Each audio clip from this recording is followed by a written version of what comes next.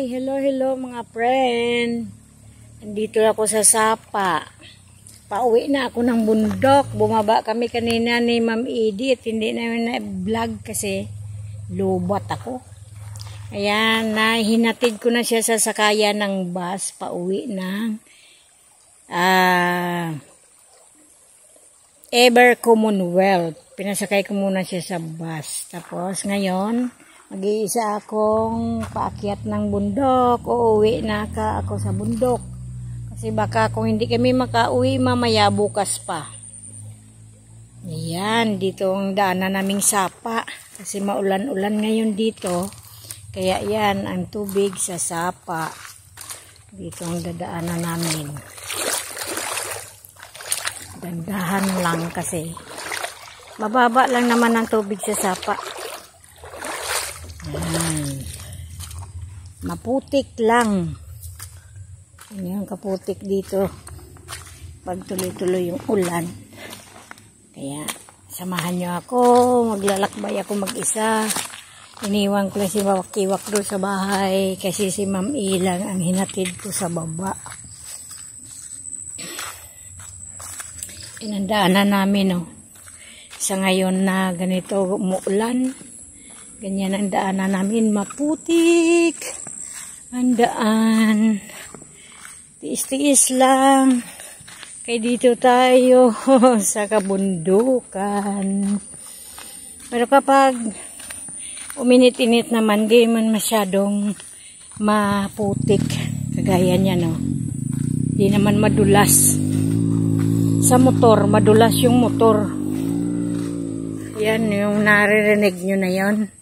May kasama kasi akong may motor sila. Madulas ang gulong. Kaya nauna sila. Ako dandahan lang ako lalakad kasi nag-iisa lang ako. Pag naglakad ka dito, wala ka namang hindi ka naman matatakot kasi lahat dito sa daanan mo meron rin bahay. At saka wala namang mga tao ditong ayan o, kagaya niyan. Yan, may bahay na dyan. Pag-akyat mo ng Sapa. Medyo mahingal lang. Kasi paakyat. Kanina, nung pababa kami ni Ma'am A, mabilis lang. Kasi puro pababa naman. Pagbalik ganito, puro akyat. Ang daan madulas. Dandahan lang. Yan, may bababa din palang motor. Dandahan kasi madulas ang daan. Grabe talaga yung daanan natin.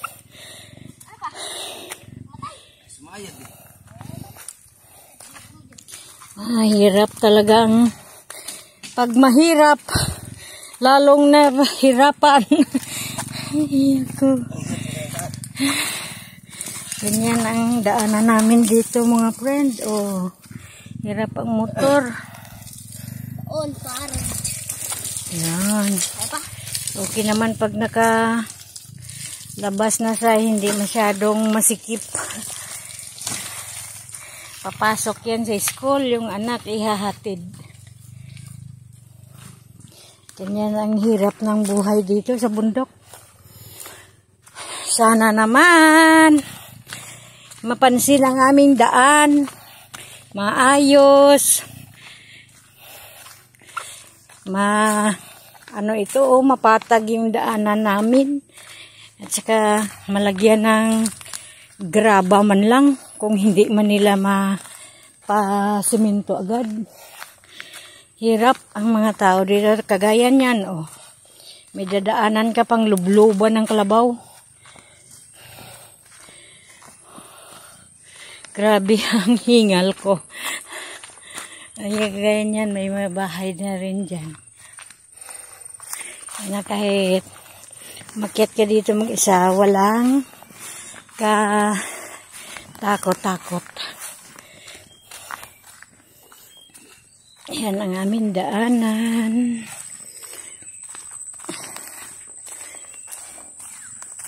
Sana mapansin ng presidente natin ng aming mga daanan dito. Sobrang hirap. Ang daming mga tao nakatira dito sa bundok. Hirap magbaba ng mga kalakal kasi ganito ang daan. Oh, hamakin mo yan. Grabe. Pag galing doon sa Sapa, medyo paahon. Pagdating naman dito sa taas, kagaya nito, banayad naman yung daanan.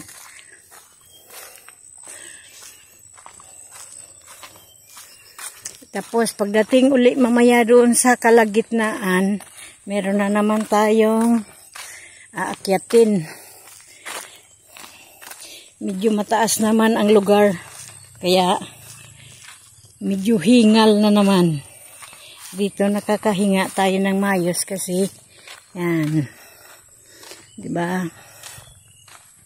Ito lagi namin na daanan dito na medyo banayad ang daan. Dito din namin iniiwan ang aming mga sasakyan kung makaakyat talaga dito. Okay, halaman ito, wala bunga. Parang ito bunga. Parang dito.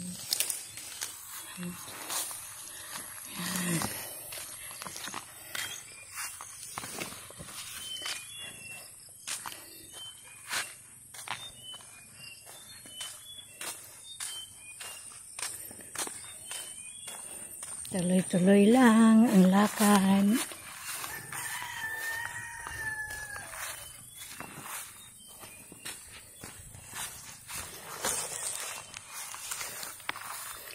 Doon na yun, nakabiyahe ng maayos na si Ma'am A. Pinasakay ko na siya sa bus. Pauwi sa kondo niya. Ako naman, babalik na dito sa bundok. Kasi ng aming mga kalakal, hindi pa na ibaba. Hirap maghanap ng tagahila na kalabaw kasi ang daan nga mahirap. Mahirap.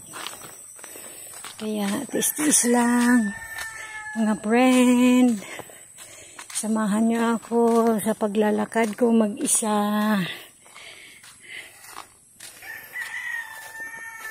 Sana makakuha kami ng tagahila ng aming kalakal, makababa kami. Kung hindi ngayon, kinabukasan. Hirap kasi ng daan. Kaya hingal-hingal tayo. Ayan.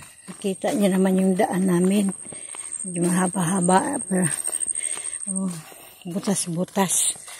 Dati yan, pinaayos namin to. Kasi lang pagdating naman ng tag-ulan, ganun na naman. Butas-butas. Yan. Kahit ano katigas ng lupa, nabubutas dahil sa tubig. Tubig itong nagbubutas dito.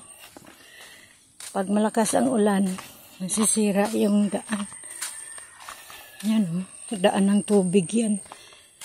O kailangan ito, nalagyan ng bato-bato. Para hindi, hirap. Sa kailangan talaga nito, buldos, pinapatag. Lagyan muna ng bato yung mga malalim-lalim at saka patagin. Yan. Diba kung gaano kahirap yung daanan namin kapag umakyat dito. Ganun. Hirap talaga. Mahirap maging mahirap.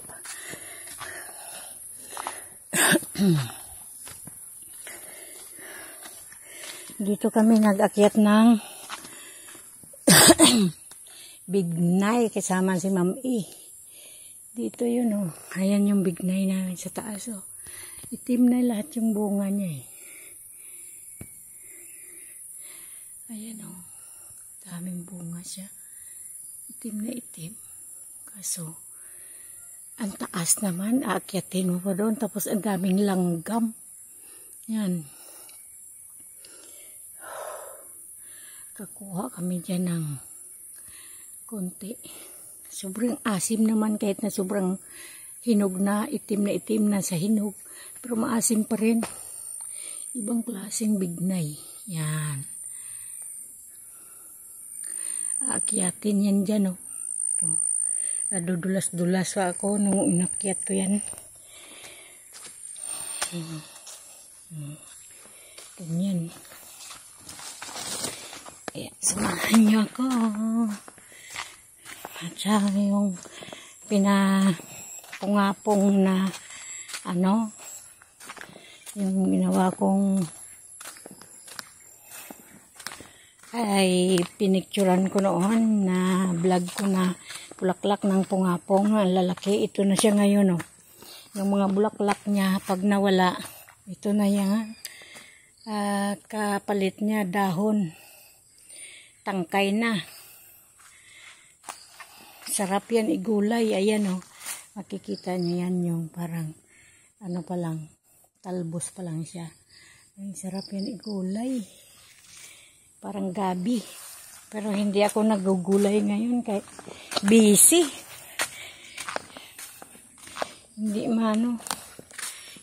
maharap yung paggulay nito. Gustong-gusto ko masubukan igulay. Parang gabi lang daw yan. Lagain mo. Tapos pigaan bago mo parang gabi din laing. Ganun ang paggulay dyan.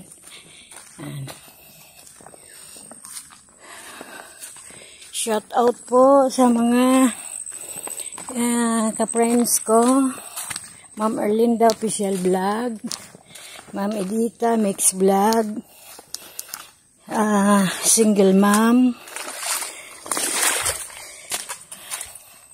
Mary Ann Mix Vlog, Nora Mix Vlog, Jolie Mix Vlog, Scarlett Arellano Mix Vlog, Kagwang Wakiwak Official, Kawaki TV, Kahimas TV Official. Shout out sa inyo lahat.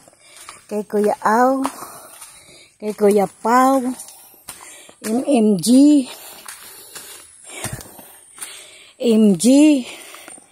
si Nightbot, Tita Limos, Tita P, Ma'am Chay, Ma'am Maya. Shout out. Yan, tingnan nyo lang yung mga dinadaanan ko. Kahirap daanan.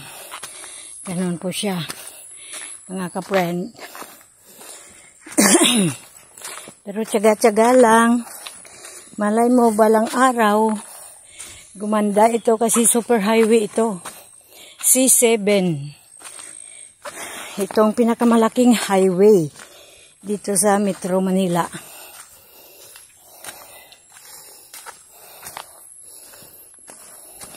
At ang lote namin nasa gilid lang din ng kalsada. Pero yung aming manggahan, medyo nasa looban. Pero dadaanan pa rin siya ng barangay road. Pinakagitna. Magkadikit kami nila, kabisnis. Magkakapit bahay kami. Ma'am Edita, Ma'am Erlinda, at sa iba pang nakabili din. Yan. Tsaka sa ngayon, ganyan, di masyadong kagandahan. Kasi siyempre bundok ito. Kagaya sa bahay namin dati si Kamarin, Bundok din yun na pinatag. Ngayon, city na. Hindi mo akalain na gano'n na ang itsura. Ganito din dati yun, bundok. Parang ayaw ko nga dati tumira doon. Maayaw ako kasi bundok nga. Pero nung napatag na, naayos na, ngayon naman, ang reklamo ng mga tao, mainit. Kasi gilid kami ng kalsada, puro simentado na. Wala na rin, malamig na gaya dito sa bundok. O, diba? Ganyan kahirap ang aming daanan. Yan. Samahan nyo ako hanggang dito lang po. Mamaya, antabayanan nyo yung malapit na sa bahay. Pakita ko rin sa inyo. Bye-bye po.